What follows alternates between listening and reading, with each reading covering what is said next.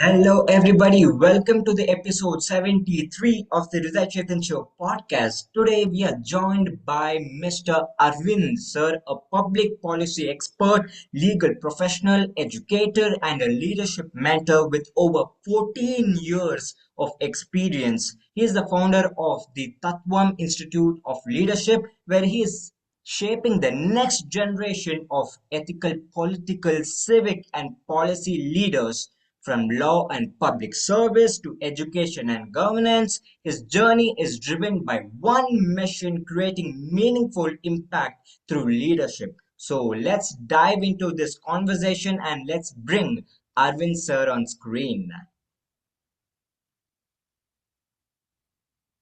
Hello, sir. Welcome to the Hrudai Chetan Show podcast. Namaste. Great to be Namaste. here and nice to be talking to you. Yes, I'm very happy to host you today, sir, and having a wonderful conversation today. Thank you so much, sir, for being a part of this episode. Sure. Just call me Arvind. No need to refer to me as sir. And I'll call you Hrudai Chetan as well. Sure, no problem. So, first of all, before we begin, I would want to wish you happy Friendship Day.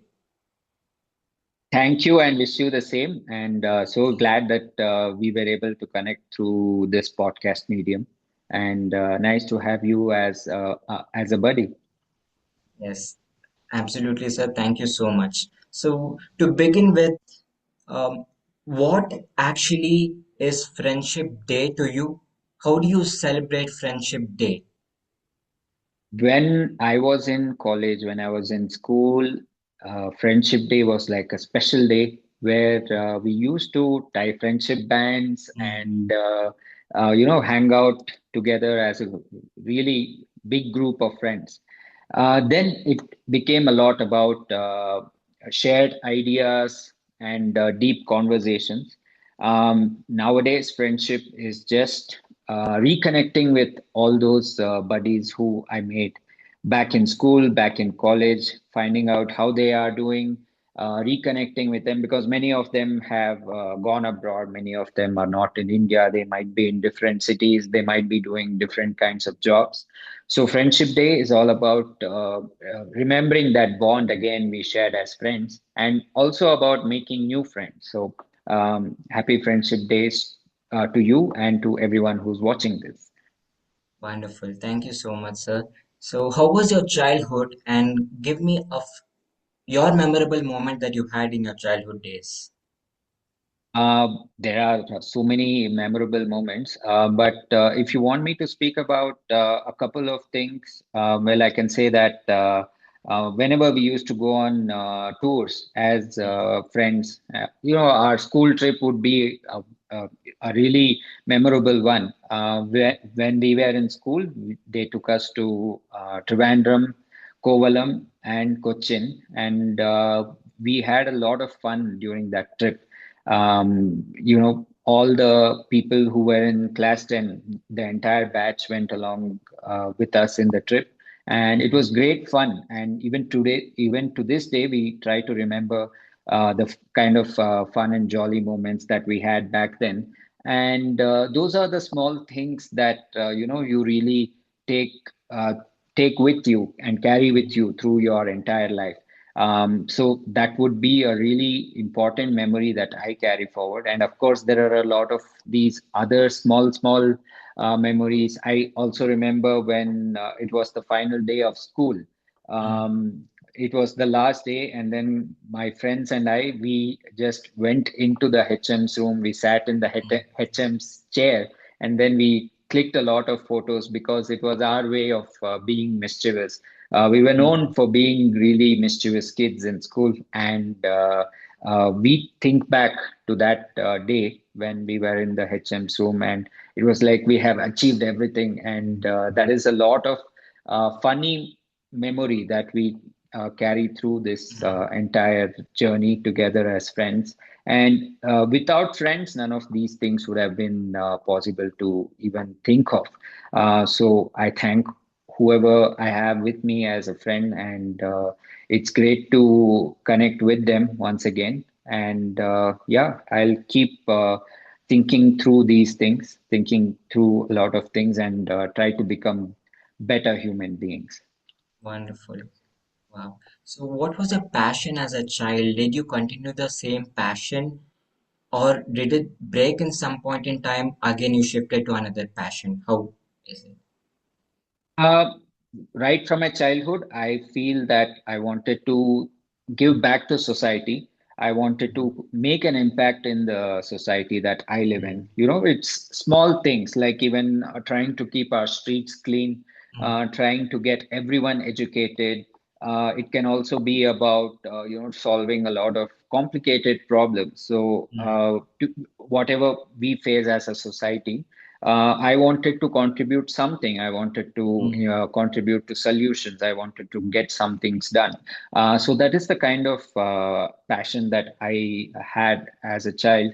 And even we as a group of friends, we started an NGO. We tried to do a lot of things. We tried to do cleanliness drives. We also tried to increase awareness about educational rights for children. So when we started our own career, when we became adults, when we got into the professional world, we also wanted to give back, and that is the kind of passion that I still carry even to this day as we speak. So my work, right from that time when I wanted to ensure that a child was empowered to make his or her own choices, I carry to this day, and I try to contribute as much as I can to society. And that is the one message that I would give all your viewers who are watching, to do something for the society, to make sure that there is some positive change that comes from you.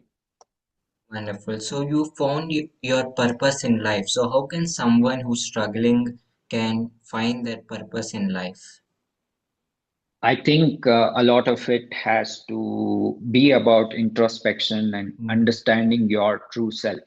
Only when you know what you are, only when you mm, figure out what you are as a person, you will be able to find your purpose in life. You will be able to figure out why you are here in this world, why you have come to this world. And a lot that may take a lot of time, that may be confusing. You will be faced with various answers. You will be thinking that, did I come here to do this, or am I meant to be something else? So when you keep doing this sort of an introspection, when you keep thinking back about your life, about why mm, you are here, I think that is when you will be able to find your true purpose in life. So it's a difficult task. It's not really an easy thing because a lot of us are still figuring out what to do in life. And through this journey, we just try to be supportive and try to do as mm. much as we can in order to help other human beings. Yes. What inspired you to dedicate your career to public policy and leadership? That's a really good question. And, it goes back to my childhood when I Mm, wanted to, I mentioned earlier that I wanted to do something for society, but there was no specific path. There was no, if you want to clear if you want to become an IAS officer, you can clear the UPSC and then become one. If you want to become a doctor, you can clear the NEET exam and then become a doctor. If you want to become an engineer, you try to get into an engineering college, you mm, try the GE exam and then get into IIT and do your thing. But when it comes to public service, when it comes mm, to public policy, there is no set curriculum. And that is one reason that I still find lacking in our education system today, is that we always try to focus on these set career paths, and then we mm, shy away from doing something that is out of the ordinary. mm, So public policy is a growing field, and there is actually no set curriculum that can help you become a public policy maker. It's all about, all the societal work that you do, the kind of impact that you want to create in society. It's all dependent on that. And this is one field that I can say you get a diverse learning experience. You get to learn about engineering, you get to learn about the policies that you need to make for medical professionals. You also get to learn about the other financial goals that you mm, can set as an individual. You can learn a lot of things from various fields, and this is one field that is like conglomeration of all these other smaller, all these other big professional fields, and that is the reason public policy, how to become a public policy maker, and what should you do in order to become a public policy maker? How should you be as an individual to become a policy maker? So these are some of the things that we try to define. We have tried to codify. We have mm, also tried to imbibe all these skills in our students, and that is how we came up.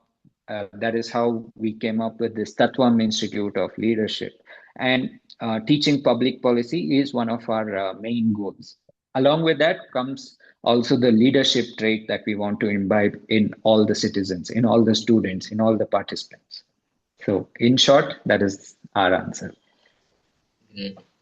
So, what does public service mean to you personally?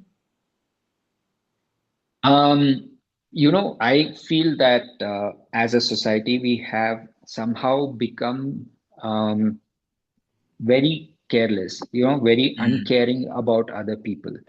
When somebody is struggling with a problem on the road, mm, even mm, when it comes to somebody who has met with an accident mm, on the road and requires some kind of medical help, there are so many of us who would capture all those things on our phones, take videos, but we wouldn't take one step ahead and try to help them. We wouldn't try yes. to get them, we wouldn't get them to the nearest hospital, or forget even that.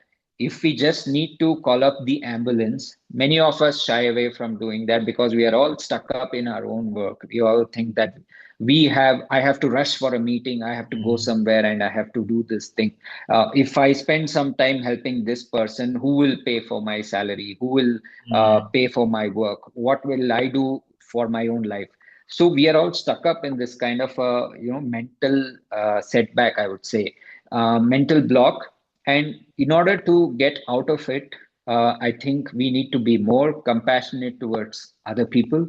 We need to be more caring about a lot of other people. And even if you make some of these small little things, if you try to help, give a helping hand to all those people, all these people who do, that will drive a lot of change in the society. And that is one kind of trait that I would like to see in all the people of the country. And when I see this missing in all of mm, these, in the entire society, when we speak of, that is the kind of change that I want to drive. I want people to become more compassionate and more caring mm. for others.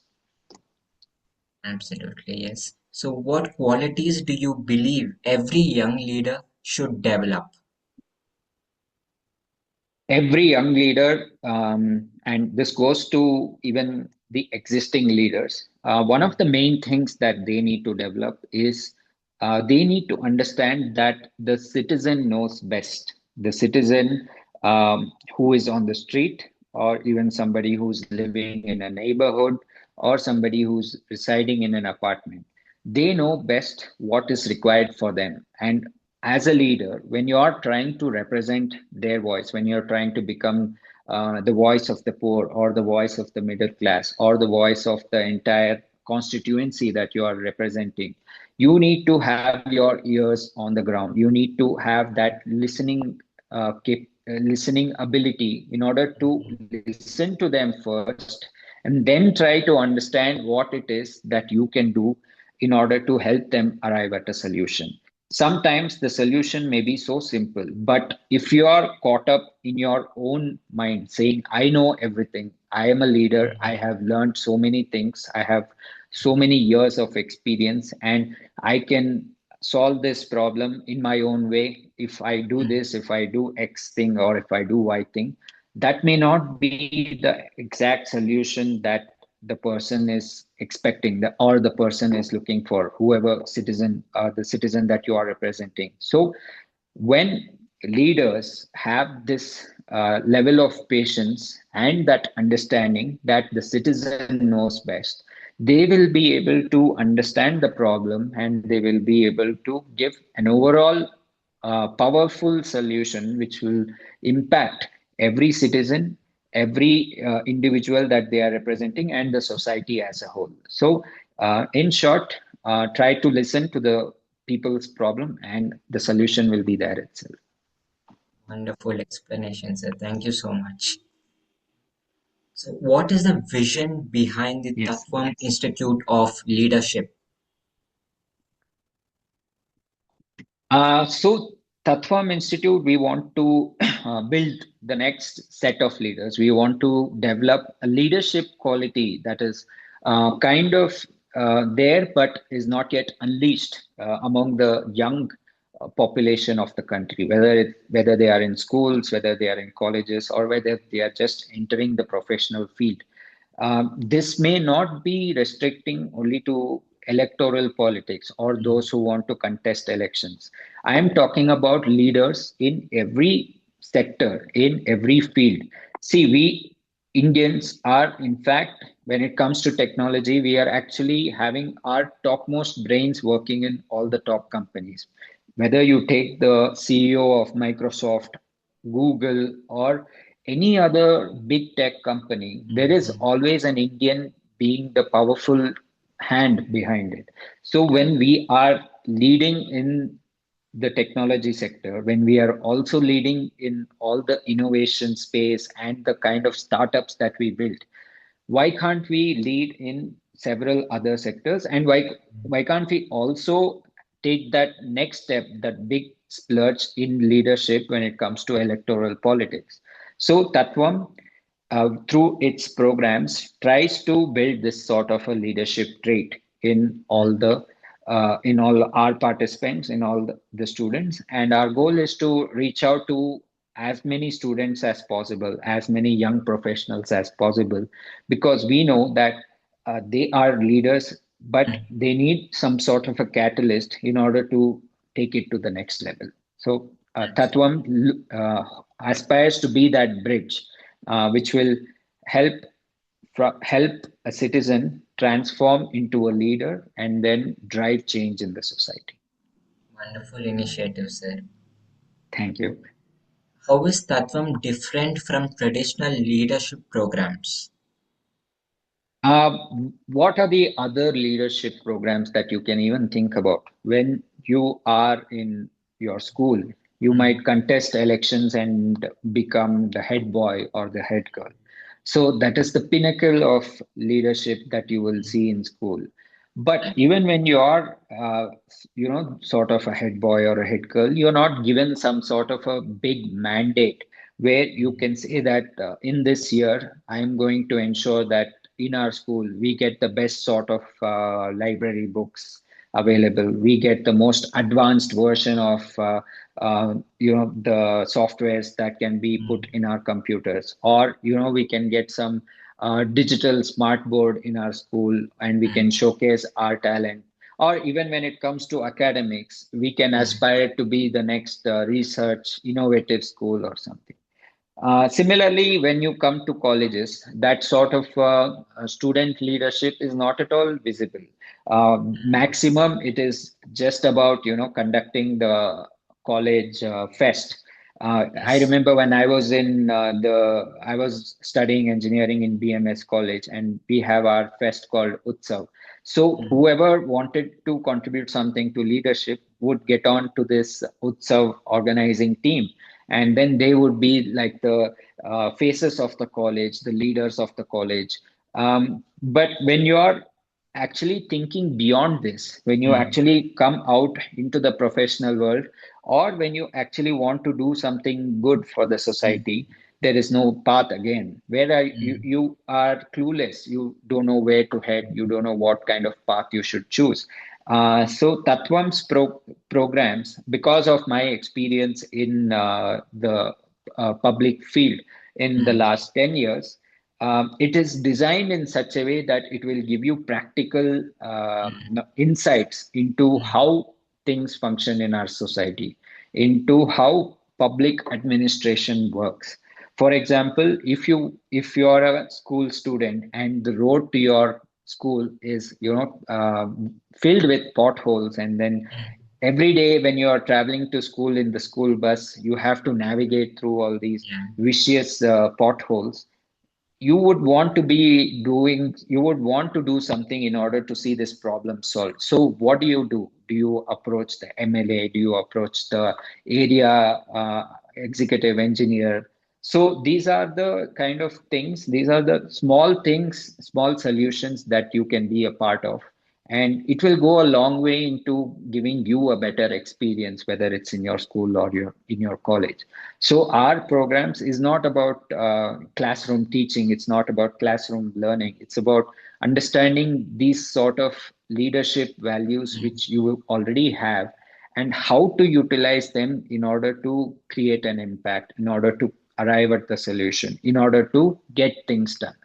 So, in short, we can say that our programs are designed in order to help individual get things done. Wonderful. If a young person wants to enter public service, where should they begin? Apart from three, four, all of these paths which are already in existence, for example, if you want to, the most formal path is becoming an IAS Mm, officer, becoming an IPS officer, becoming an Indian Foreign Service officer or revenue officer. For this, you write the UPSC, you clear the UPSC, and then you become a leader. In the other way is that you directly contest electoral politics, become an MLA, become an MP, or become a corporator in your ward, or become a mm, panchayat leader. So these things are not accessible to everyone, and it's not really something that youngsters now want to get into because it's very uncertain. It carries a lot of variables, and many people are not really interested seeing the kind of difficult job that this is. mm, However, we must understand that we may choose to forget about politics, we may choose to dislike politics, but mm, we cannot choose not to be affected by it. Every aspect of politics, every aspect of policy is interconnected with politics, and all of these do not work in isolation. They are very much connected, and we cannot choose not to be influenced by them. Because for something as simple as your Apple phone, or mm, something as simple as the milk that you buy in the morning, a lot of policy decisions go into it. How to manufacture, who will manufacture, what kind of labeling should you use, what kind of plastic packet or recyclable packet. So all of these are policy decisions that affect even the smallest things that surround us. So that is getting back to answering your question. For an individual to get into this kind of a leadership role, we are trying to design internships, we are trying to design fellowships, which will give them an access to this public administration tool. If you spend some 3 months working with the MP of your constituency, or if you mm, spend a couple of months mm, working for the GBA or working for the mm, BBMP, interning with them, trying to understand how they go about sanctioning building plans or sanctioning water lines. So this will give you direct experience, which all these other jobs will not, and you have a direct role to play when it comes to influencing these decisions.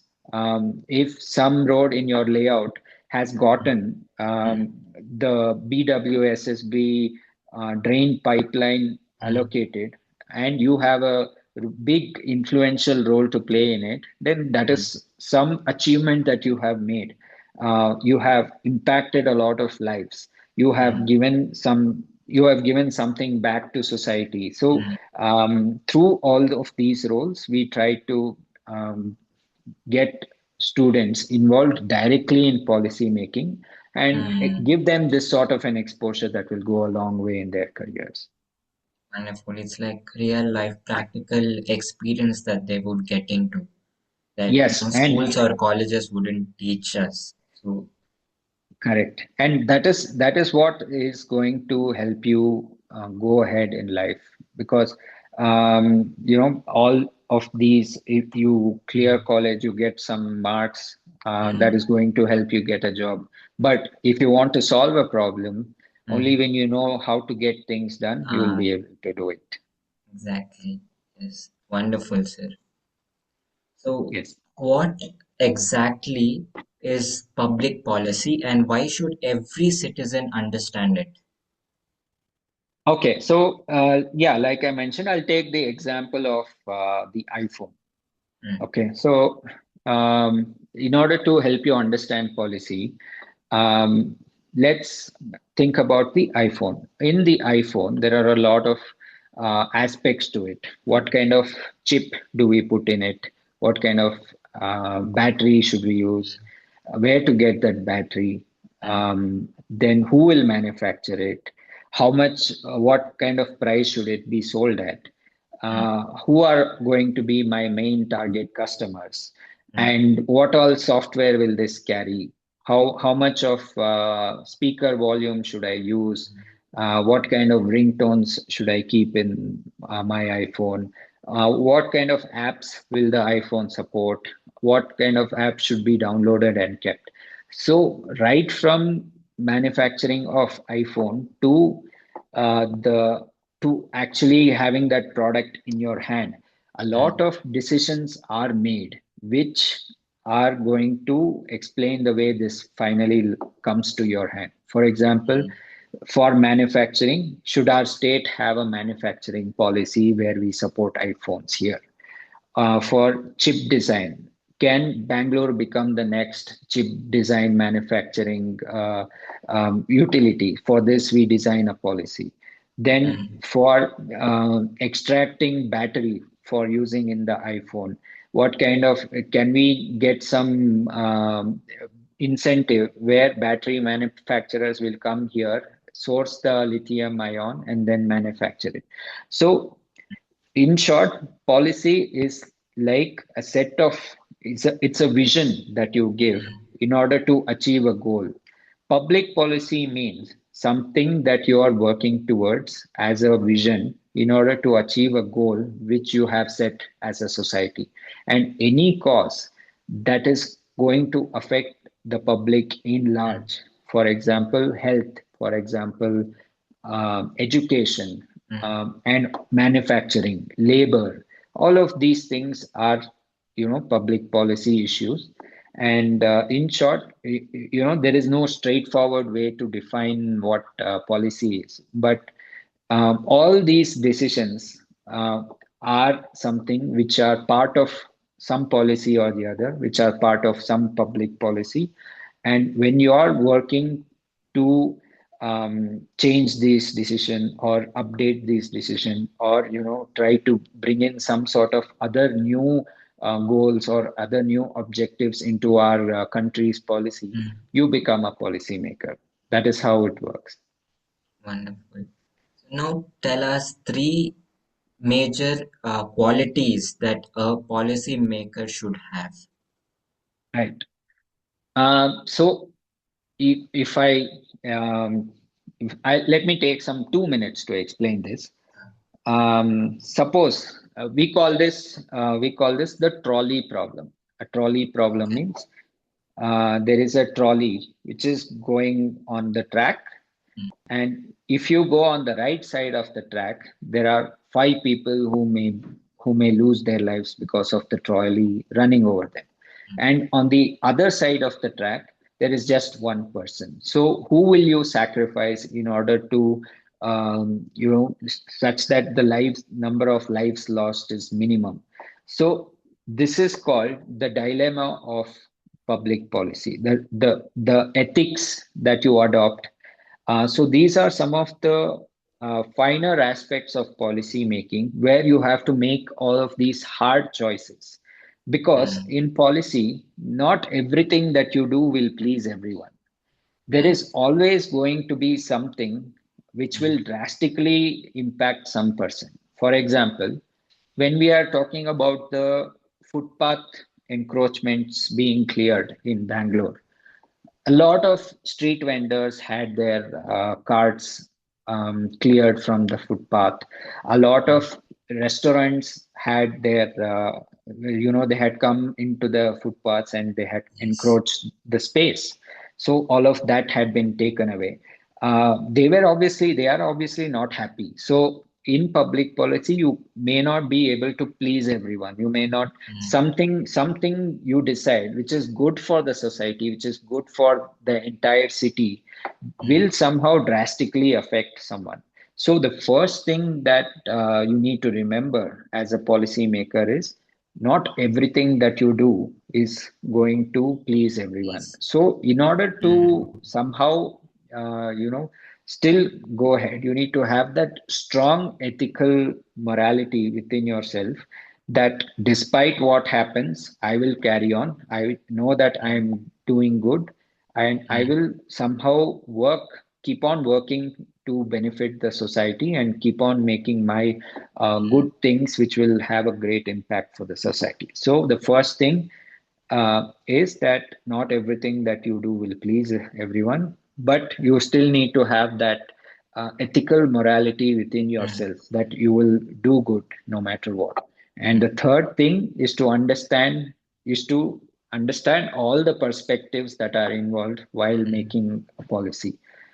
Because you may sit here and you may decide something sitting in this room, but mm. the real impact of this is going to happen to somebody who is outside the room. Correct. Have you taken that person's perspective into Mm, consideration? Have you ever mm, spoken to him? Have you ever consulted him? So, in policy, this is the kind of deep public consultations that you will have to do. You will have to listen to all the perspectives and make the best choice out of it.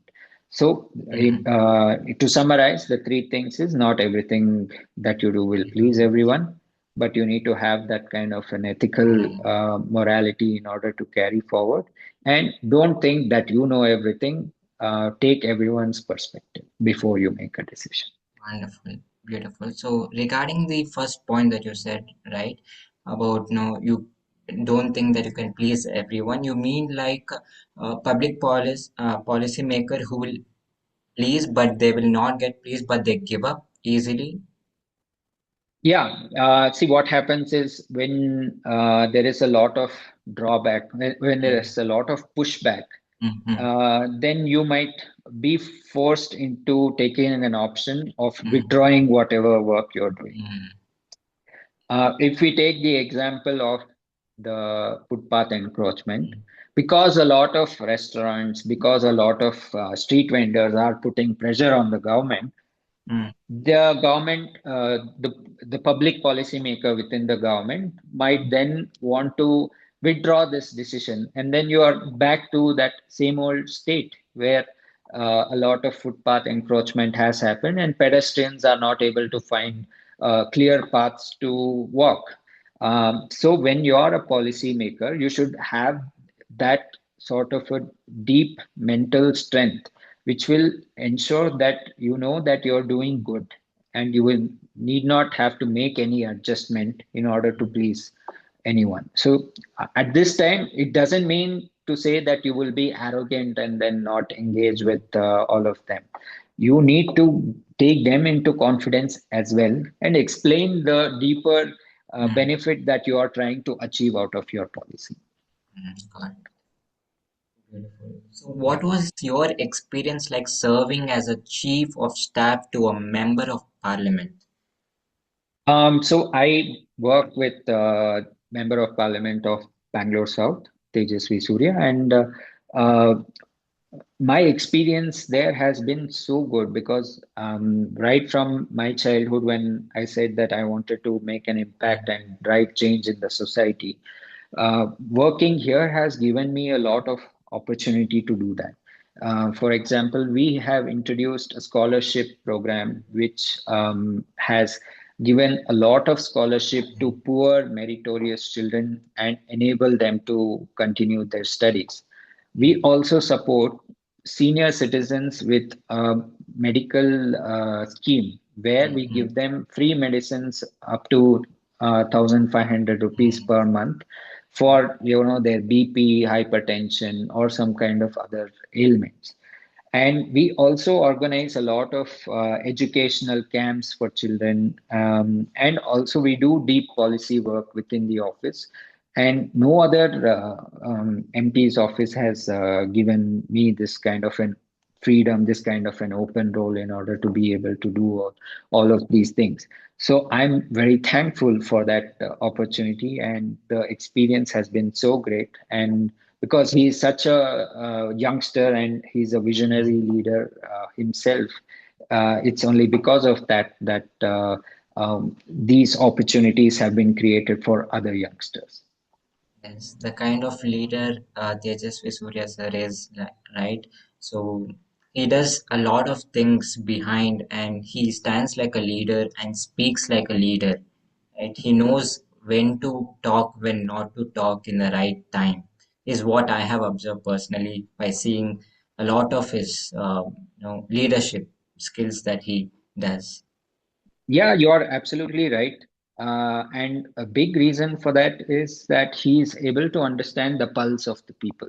Yes. And understanding that pulse is the most important aspect for a leader who's, contesting in electoral politics. Trying to gauge whether I will be able to get this person to support me, or if I say something beneficial, will they then be convinced of my position. All of these things he's able to gel with the people because he understands them so well. Because he comes from the masses, he comes from another middle class family like my own. That is the reason that we have been able to achieve a lot together as well. Beautiful. So, what leadership lessons did you learn from working closely with elected representatives? Yes, so I'll just, instead of taking one specific name, I'll just tell what I have Mm, observed. A sure. lot of the leaders, whether they win election or they lose elections, Mm, I'm not discrediting anyone for that. They have insane amount of patience because they listen. India is a hugely populated country, and a lot of people come to elected representatives with a lot of problems. And how all these elected representatives give that kind of a free space in order to listen to the citizens' problems and try to come out with a solution. That is the first thing that I have closely observed, and I've seen that they do phenomenal work in just trying to listen to citizens and counsel them. That is one thing. And then many of the leaders carry deep subject knowledge, if they are involved in technology, or if they are involved in urban governance, or if mm, they come from some other rural background, if they are from some agricultural family.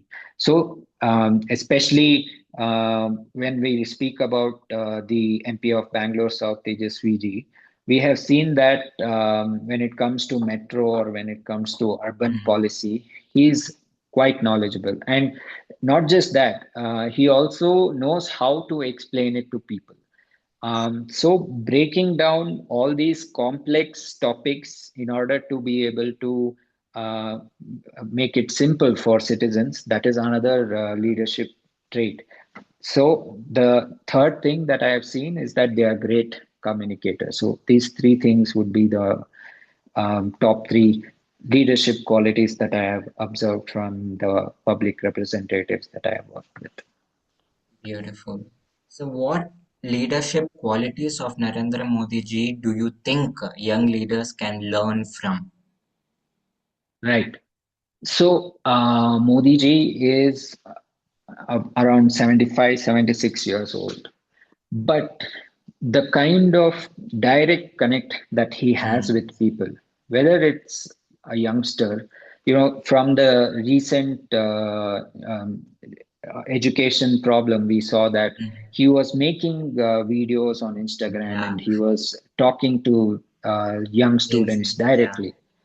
That that puts him down as a great communicator, but that Mm, also speaks that he's able to understand your problem and he's willing mm, to adapt to that kind of a role in order to be able to give you that message.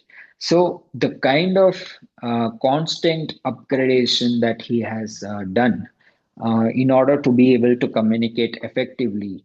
Um, Earlier, there used to be mass level public gatherings where he used to address, and that is also great. His role there is phenomenal. But at the same time, when it comes to connecting with young students, youngsters of the mm. country, he has been able to do that very well with the kind of Instagram videos that he has put out. Plus, the kind of innovation that he has Yes. brought about in the last 11, 12 years is he has brought out Man Ki Baat radio address in order to be able to communicate Mm, to rural population, to people who may not be able to give sufficient time in order to watch his speeches. So that is one thing. Plus, he conducts exam pariksha pe charcha with young mm, students. Plus, he also brought in the concept of chai pe charcha meeting. So, mm, anywhere when a lot of people come together and discuss problems and chalk out issues, that is when we see that complex problems are solved so smoothly.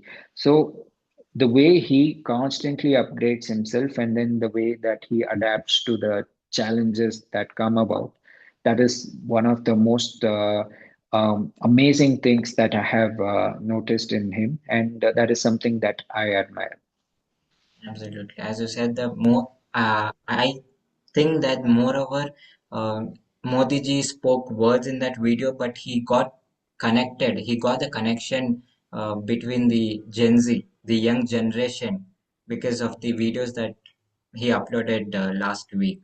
That went Absolutely, really viral, definitely. and people also got to know that this is what Modi government can do, right? So Right. not everyone can do this as a politician, great leadership man, I can say. Definitely. The Definitely, you're connection absolutely is right. the connection is very important. So Modi ji, I think that he wants to gather the information how Gen Z, the young people think, so that he can develop our country in a such a way that everyone can grow as a Definitely, country. you're right. Absolutely right. And great of you to notice all this. And I hope this sort of an observation is made by even all of the other people. Yes, absolutely. Which policy introduced under the Modi ji government has led the most significant long-term impact on India and why? Right. So I would say the Digital India campaign has been phenomenal because it's a combination of three things actually. It's called the JAM Trinity. JAM. J stands for Jandan, Okay. A for Aadhaar, and M for mobile. So Jandan Aadhaar Mobile has been able to give financial inclusion and connectivity to every citizen, irrespective of which section of the population they come from. Hmm. Let's try to understand this with a bigger example. So Jandan account is essentially a bank account which gave the poor citizens of the country access to the banking sector. So, just by opening up bank accounts, a lot of people had financial inclusion for the first time into the formal economy of the country. Second, their Aadhaar card was linked to this bank account, which gave them access to direct benefit transfer of the government schemes. So earlier we used to see that if Delhi sends 1 rupee, the citizen would finally end up getting only 15 paisa. This Hmm. is one of the hallmarks of what Rahul Gandhi's father Rajiv Gandhi had observed. So the third thing that we saw is the digital India inclusion Mm, through mobile. So just through the mobile, just through the UPI, a lot of people are able to make this sort of transactions. And I don't carry cash anywhere I go now. I only transfer money. I even pay for coffee or tea, or if I have a meal in a restaurant, everything is done through the mobile. And it's not just me coming from a middle class family that is able to do this. Even the person who is conducting the business, who is mm, having that trade, he is also doing this using his mobile. He is not relying absolutely, on yes. cash or some other form Mm, of money to be able to receive that benefit. So this policy, in fact, has brought us together and has made us so interconnected and so into the financial system of the country. So this is the entire policy angle behind it, the JAM Trinity, which has been able to do this sort of phenomenal financial inclusion in the country. wonderful. So this, I could say, a disclaimer for audience, because every person has advantage and disadvantage of the work that they contribute to the society. So I would want to ask you if you could suggest one area where the Modi ji government could improve, what would it be? Yeah, definitely. I can say that in terms of rolling out of the national education policy and a lot of the reforms that need to be undertaken in the conduct of our exams. So these are some of the things that they can definitely focus on, and a lot of work is underway already because from paper-based exams, we are transitioning to computer-based exams, and a lot of all these public service commissions of the state, KPSC, Rajasthan Public Service Commission, and all of these state commissions also need that kind of professionalism which needs to step in. And I feel if all of these are coming under the state government, it's not something that is directly looked after by the central administration. But if they can come out with a national policy for these sort of public service commissions in the states, a lot of paper leaks will be able to will not happen there also. And when we transition to a more trust-based, highly educated society, we will be able to ensure that every citizen is empowered and every citizen has the know-how on how to go about things. So the government is actually doing a lot of things already in this regard. So I just hope that the work is fast-tracked. Absolutely, yes. How important is communication for a leader today? Can you repeat? I couldn't Yeah. get that. How important is communication for a leader today? Right. Without the one thing about public service is it's not enough if you just do the work. Mm, It's also important that people know that you're doing the work. For example, like in the last, if after doing a lot of work in from 1999 to mm, 2004, the first NDA government, when it went to elections, it was not able to showcase that kind of a work in front of the public. And even though they had a Shining India campaign and they had one of the most prominent deputy prime ministers of the country as the PM candidate, they were not able to win the elections. So, communication and communicating what work you have done effectively to the end person, to the last person on the road, to the last citizen of the country is quite important. And that is one of the most important things about public service is that you just, it's not sufficient if you just do the work. People should also know that you have done the work. yes, absolutely. Now, is Right. social media creating leaders or just influencers? It's a social media is creating influencers for sure. There is no doubt about that.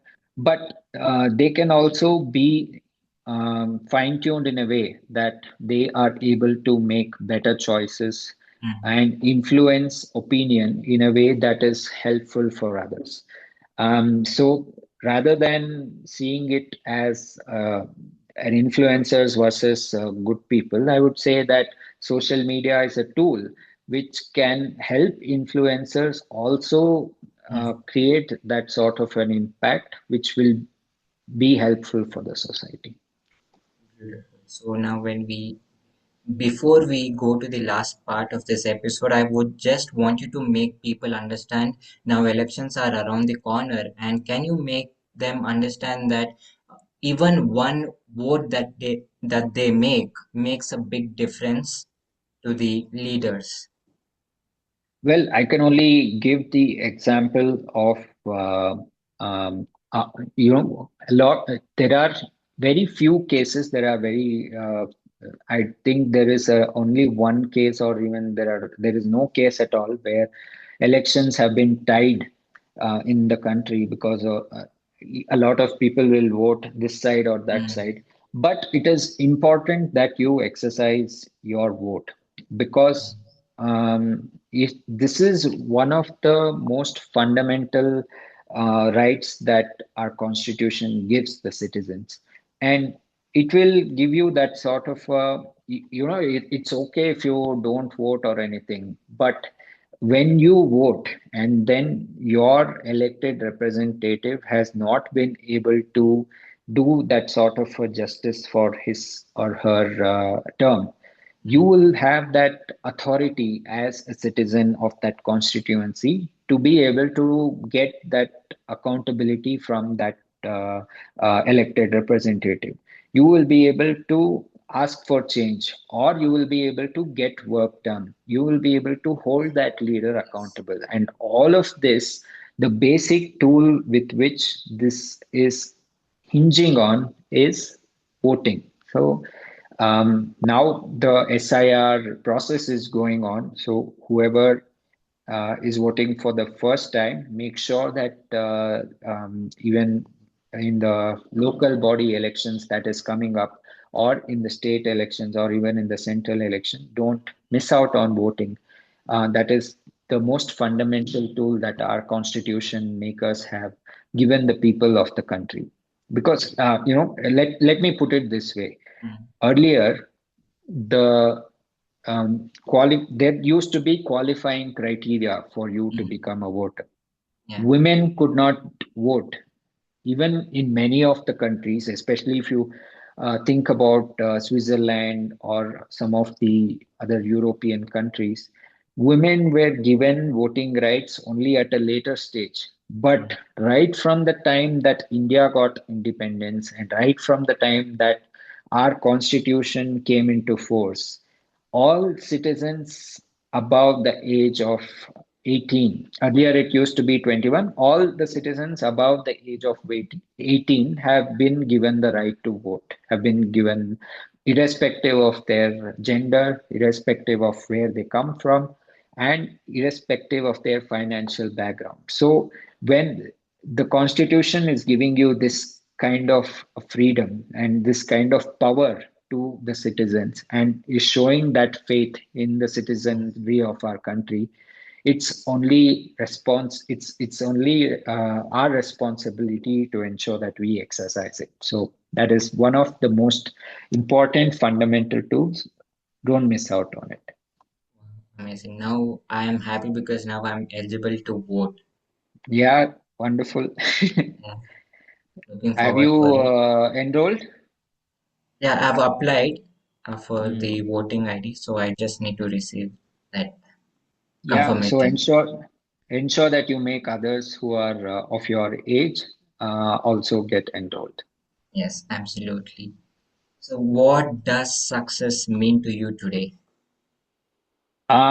Success is still something that I am chasing. So I think success will be a constant chase that I am always aspiring to. So when I try to When I think of an ambition, when I think of what goal I should achieve, if I achieve that goal, that is going to be a successful moment for me. And now that I am still in the chase, I still don't know what success means. So that is something that I am trying to figure out myself. Wow, amazing. So now when we come to the last part of this episode, that will be rapid fire questions, one round. So are you Hmm. excited to go about this, sir? Yeah, sure. I'll try to be as rapid as possible and try Yeah, to sure, answer with the first thing that comes to my mind. sure. Let's go for it. Leadership or power? Leadership. Books or podcasts? Right now, I'm listening to a lot of podcasts and like the one that you also are hosting. Football or MMA? I practice both, but I like football because football is something that I've been playing since childhood. Amazing. One leader you admire. I would say, yeah, Modi ji, but in when it comes when we try to think of another example, I would also say that Tejasvi Surya is another. But we have already spoken about these two leaders, so I'll come out with a third leader, Himanta Biswa Sarma of Assam. He's the Chief Minister of Assam. One policy change you would like to see in India. I want the education system of the country to become more accessible for all the students, and we should also link it to employment because Mm, education, the things that you are studying, should finally lead to some sort of um, powerful employment, and only then it will make some meaning. absolutely. One habit every young person should build. A lot of discipline has to be built in all the citizens of the country. And right now, the most grave challenge that we are facing is a lot of citizens lack civic sense Mm, because we throw garbage anywhere we want. We break traffic rules like it doesn't matter anymore.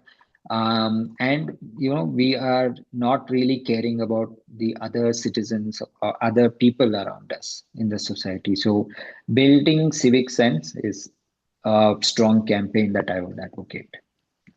a quote you live by. A quote I live by. Okay, I think I can go with one of Swami Vivekananda's quote. I think, or I can go with Ambedkar's quote. He actually, one of the things that he said is there is no such thing as a good constitution or a bad constitution. A good constitution, finally, it depends on how the people who are running the country or how the citizens, what they do with the constitution. If they make good choices, it can turn out to be a really good constitution. But it at the hands of bad people, if they make really bad choices for the people of the country, then ultimately the constitution would be the one that gets blamed. But Ambedkar ji said that it does not matter, the constitution does not matter, but good people with it or bad people with it, that is what makes the difference.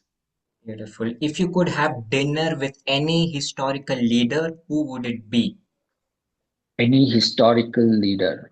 Okay, yeah, I can say that V.D. Savarkar, yeah, he would be one interesting freedom fighter that I would like to. It's not possible to me, but yeah, if I can have dinner with Veer Savarkar, it would be really interesting. Amazing. So it's already over and you're having a dinner with him. That's what I could say. Yeah, nice. Three words that define Arvind brother. Oh, I to talk about myself, I can say that I'm very disciplined and I'm very ambitious and I don't stop until the goal is reached. Wow, amazing. Loved it. Thank you so much, sir. This was just mind blowing and learned Ah, a no, lot the of. pleasure is mine. Yeah, I learned a lot of new things. And also, I hope that audience, you also learned a lot and lot of things. So implement this, make someone to hear this episode also, sit with them and watch it again. And what's your last message that you would want to give me as well as the audience? Yeah, Hrudai is doing a lot of good work. So make sure that you like, comment, and subscribe. And wish you the best. And I wish that you come out with more and more such insightful episodes with a lot of other guests. So I wish you the best. Thank you. And thanks everyone for watching this. Thank you so much. I think this is my first episode wherein a guest has told me subscribe, like, and comment. Thank you so much for that.